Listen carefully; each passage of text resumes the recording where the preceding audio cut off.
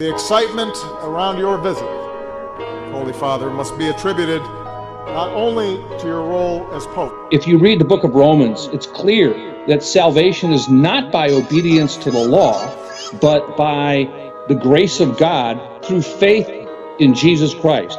So it's not by works, it's by faith that one is saved. What happened was a total revisitation, if you will, a total, how can I say it, upside down, topsy-turvy world that henceforth would be totally upside down from what it had been. So we had Vatican II. We had to have Vatican II to prepare us for this universalist, globalist, one-world religion. Pastors of the Christian churches all over Ireland and the people of the Catholic Church accepted the Catholic Church as a genuine form of Christianity, and that meant the end of the true Christian faith in Ireland in 1172. Thank you for taking the time to speak with us. I'd like to begin with something that you've said in your book, and that is that the devil is lodging in the Vatican. With all of the allegations we've seen recently of sexual abuse involving priests, do you believe that is the devil's work? Whenever the devil gets control of a nation, and I don't care where it is, he demands human sacrifice. That is the price that those who give themselves to the devil must pay.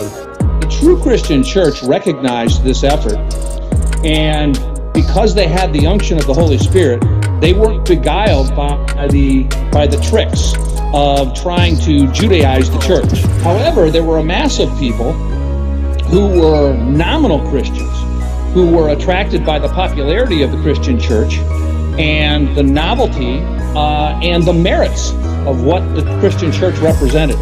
Well, yes, the devil tempts everyone. He tempts everyone in every environment. In particular, he tempts those on top, in politics, in economics, in sport. And naturally, he tempts above all the religious leaders. So you shouldn't be surprised if the devil tempts those in the Vatican. Mr. Kolvenbach is, of course, the Jesuit general. He commands his staff, which consists of his assistants, 7 or 8 of them. One of them is his confessor. He has an advisor, and then he has his assistants that are over various continents. And then underneath those assistants are the provincials. The provincials report to their assistants. The assistants report then to the Jesuit general. And that's how they keep tabs on all the intelligence and what's going on in all the nations of the world. There were factions of the Christian church which developed into this Jewish sort of Christianity. And this Jewish Christianity ultimately developed into what we now know today as the Roman Catholic Church. And the Roman Catholic Church is essentially Judaism for Gentiles. Right? And if you understand the nature of Judaism, when the Jews were freed from the Babylonian captivity, they brought with them the witchcraft that they learned from the Babylonians. And they inculcated that witchcraft into what we call today Judaism. You hear a lot of people that they'll call in on the talk shows and they'll say, oh, the Vatican's in charge, the Vatican's in charge, the Vatican is running the world system. It's the Jesuits, you know, Eric John Phelps says it's the Jesuits are running the show. But when you actually look at what's happened in the Vatican since World War II, it has taken a distinctly pro-Jewish, pro-Zionist. Oh, absolutely, yeah. And that was planned that way, by the way.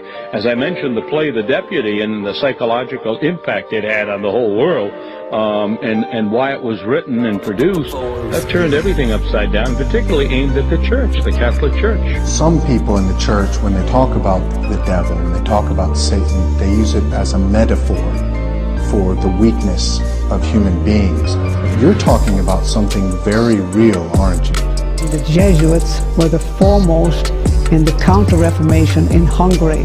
They set about successfully reconverting people from the Christian faith back to Romanism, and the golden age of biblical faith in Hungary was lost. According to Solzhenitsyn, the communists have already killed 66 million of their own people in Russia, either through war, execution, or slave labor camps. That is the price that the communists paid to Lucifer and to his Antichrist. And so the Pharisees were actually engaging in witchcraft, and Jesus called them out for that, okay? The fact that they had replaced the laws of God with their traditions, and those traditions were based on this Babylonian witchcraft. Absolutely, very real. I'm saying that if you believe in the gospel, you believe in the existence of the devil's power to possess people, the power that he has to take possession of people. John Paul I, I mean, it's well known now at this time that he had every intention to clean the Masons out of the Vatican. But of course, they murdered him first. They killed him within 33 days. The World Bank will see to it that every other nation is brought to its knees through inflation, through a huge national debt. Everybody will be enslaved to this World Bank, whose chief executive is the Antichrist.